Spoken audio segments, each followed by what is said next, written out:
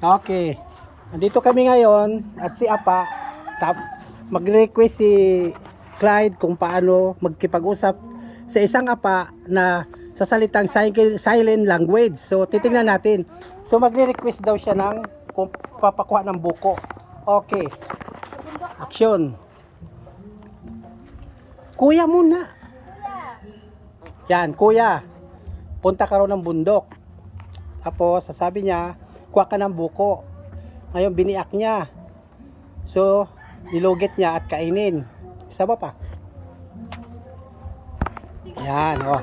Okay. Yo, nakaintindihan na si dalawang apa. Okay. Good morning. So, magbibigay siya ng pera. Tingnan natin. Oh.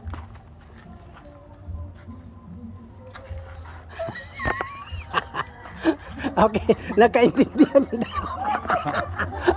Okay.